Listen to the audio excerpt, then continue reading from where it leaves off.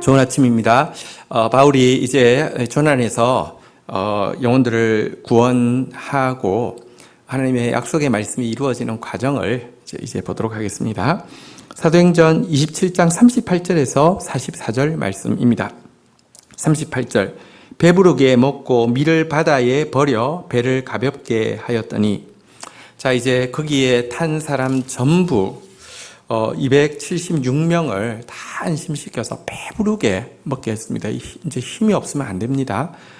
그리고 나서는 배가 최대한 가벼워야지 부딪혀도 충격이 덜하기 때문에 이제 위험이 좀 덜하잖아요. 그래서 배에 있는 밀까지 다 버렸습니다. 이것은 이제 확실히 이제 배가 이렇게 부딪힐 것이고 이제 육지에 갈 수 있는 상황이 된다는 믿음 때문이었죠.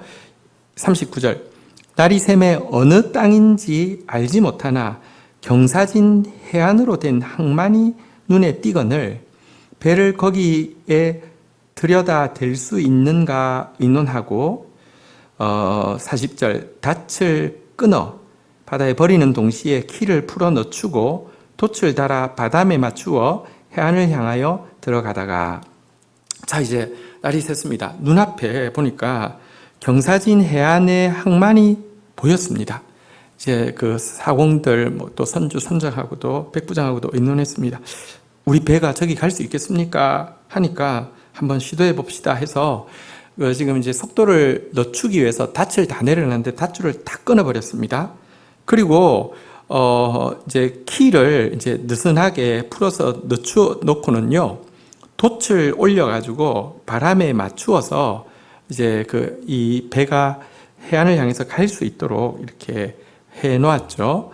41절 보도록 하겠습니다. 두 물이 합하여 흐르는 곳을 만나 배를 걸매 이물은 부딪혀 움직일 수가 없이 붓고 고물은 큰 물결에 깨어져 가니. 자, 배에 이제 속도를 내고 쭉 가다가 이제 드디어 그 암초에 처박히게 되었습니다. 그래서 이물이라는 것은 배의 앞쪽을 이야기하고요, 고물이라는 것은 배의 뒤쪽을 이야기하는데, 앞쪽은 암초에 탁 처박혀 있는 상태였고요, 뒤쪽에는 바람이 세게 불고 있기 때문에 파도에 부딪혀서 뒤쪽 배가 이제 조금씩 깨어져 가고 있는 그런 상황이 되었습니다. 자, 이때 42절 한번 보도록 하겠습니다. 군인들은 죄수가 헤엄쳐서 도망할까 하여 그들을 죽이는 것이 좋다 하였으나. 생각해 보십시오. 이제는 항만은 보입니다. 그렇지만 배는 이제 여러분 어느 정도 깊이가 확보가 안 되면 떠 있지 못하잖아요. 그래서 실은 항구에는 이제 깊이 파잖아요. 근데 지금 이제 이게 경사진 쪽으로 가니까 어느 중간에 쾅 이제 지금 처박혀 있단 말입니다. 그래서 육지가 보이는 건 분명하지만 여기서 여기까지는 바다인데요, 헤엄치면 갈 수 있는데, 문제는 군인들 생각에는 이제 다 헤엄쳐서 도착해야 하면 그 중에 죄수들이 탈출을 할 수 있지 않습니까? 근데 탈출을 하게 되면 무슨 일이 생깁니까? 당시는요, 이 죄수가 탈출하면 로마 군법에서는 그들을 지키던 군인이 형벌을 대신 받게 되어 있었습니다. 그러니 이거 탈출하도록 놔두면 안 되니까 다 죽여버립시다, 이렇게 지금 제시하는 것입니다. 지난밤에 그룹배를 여러분 이렇게 끊어서 이렇게 버리는 바람에, 사실 죄수를 호송하는 게 그렇게 중요하면은 죄수들만 그 배에 태우고 군인들 딱 타서 이렇게 가면 될 텐데요. 이제 그 그룹배가 없는 상황이니까 다 죽여버립시다, 이렇게 이야기를 하는 것이죠. 자기가 피해를 안 보기 위해서 가장 손쉬운 방법으로 생각해낸 것이 다 죽이자는 것이었습니다. 여러분, 오늘날도 그런데 마찬가지입니다. 자기 손해보지 않기 위해서 가장 손쉬운 방법으로 다른 사람들에게 피해를 끼치는 거, 이거 사람들이 지금도 많이 선택하고 있습니다. 사랑보다는 미움이 훨씬 쉽고요, 또 관심보다는 무관심이 훨씬 쉽고요, 사랑보다는 물질이 훨씬 쉽잖아요. 그래서 사람들은 지금도 어려운 사랑보다는 쉬운 미움을 택하고 무관심을 택하고 물질로 대체하는 오류를 많이 범하고 있는데요. 그리스도인들은 자기 이익을 쫓는 자가 아니라 다른 사람의 유익을 쫓는 자이며, 그리스도인들은 손쉬운 방법을 택하는 사람이 아니라 어렵고 고통스러워도 생명의 방법을, 진리의 방법을 택하는 사람이 되어야 하는 것입니다. 자, 그래서 이제 바울을 비롯해서 제수들이 다 죽게 되는 그런 위기에 처했는데요. 43절 보겠습니다. 백부장이 바울을 구원하려 하여 그들의 뜻을 막고 헤엄칠 줄 아는 사람을 명하여 물에 뛰어내려 먼저 육지에 나가게 하고, 44절, 그 남은 사람들은 널조각 혹은 배물건을 의지하여 나가게 하니 마침내 사람들이 다 상륙하여 구조되니라. 여러분, 백부장은 이 지금 군인들보다 더 책임 있는 자리입니다.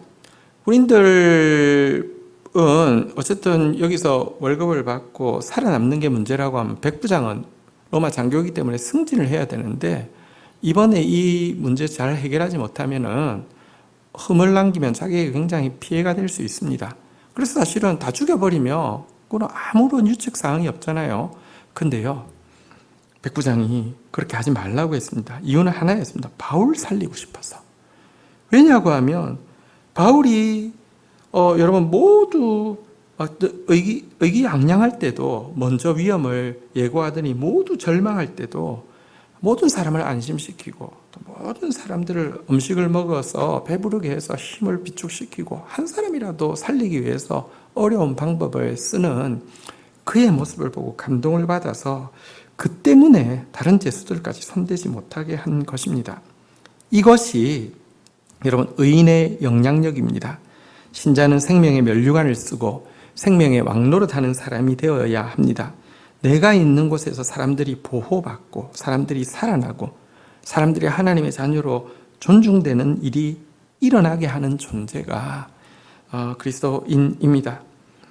우리가 지금 또 기도하되, 특별히 아프가니스탄에서는 이제 다시 탈레반이 극단적인 해교 원리주의자들이 이 집권을 하게 됨으로 말미암아 여성들의 인권도 문제고, 그곳에 생겨나고 있던 그리스도인들이 굉장한 큰 고통을 당하게 될 것입니다. 여러분, 이 일을 위해서 기도해 주십시오. 어떻게든지 우리가 있는 곳에 바울 같은 영향력을 끼쳐서 손쉽게 사람들을 죽이고 하는 이곳에서 정말 사람들을 살리는 영향력을 끼치는 사람이 되어야 합니다. 또 이 일을 위해서 우리가 기도해야 할 것입니다. 그러자 백부장은 헤엄칠 수 있는 사람은 죄수고 일반인이고 상관없이 헤엄쳐서 먼저 건너가. 그리고 헤엄치지 못하는 사람은 배에 있는 물건들, 이렇게 그 널조각이나 물건들 이렇게 의지해서 건너가게 해. 위험 부담이 따르지만 그렇게 했습니다. 그래서 결국은 이 배에 탔던 276명 전부 다가 살아서 상륙하게 되었습니다. 바울이 하나님께 받은 말씀대로 머리카락 하나 상하지 않고 모두 살게 된 것입니다.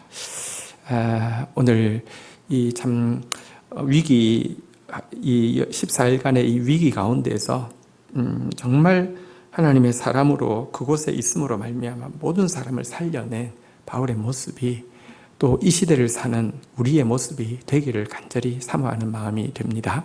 말씀 붙잡고 기도하는 시간 가지도록 하겠습니다.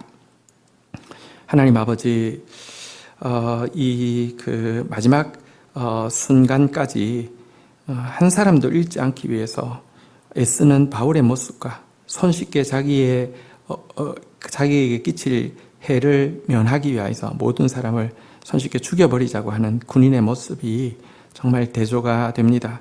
오늘 자기 이익을 위해서 손쉬운 미움의 방법을, 손쉬운 대책을 택하고 있는 많은 사람들 가운데 어렵고 고통스럽다 할지라도 생명의 방법을 찾고 진리의 방법을 찾는 저희들 되어질 수 있도록 은총을 베풀어 주옵소서. 이 위기 상황 가운데서 바울의 모습이 백부장의 마음을 감동시켜 모두를 살리게 하는 결단을 내리게 됨을 보게 됩니다. 우리 모습 보고 사람들이 이 살아나게 하는 결정을 내리게 만들어주는 그런 사람이 저희들도 되어야 되겠습니다. 하나님, 저희들을 구원하시면서 생명의 면류관 쓰고 생명의 왕노릇하여 우리 때문에 사람들이 살아나고 보호받고 존중받는 일이 일어나기를 기대하시고 이 일을 도우시는 주님이시여, 이런 사람으로 설 수 있도록 저희들을 자라게 하여 주시옵소서. 감사합니다. 주님의 약속은 반드시 이루어짐을 보게 됩니다. 머리카락 하나도 상하지 않고 한 사람도 빠짐없이 구원받은 이 역사, 내가 있는 곳에 이 구원의 역사가 계속되어질 수 있도록 은총을 더하여 주옵소서. 예수 그리스도의 이름으로 기도 올립니다. 아멘.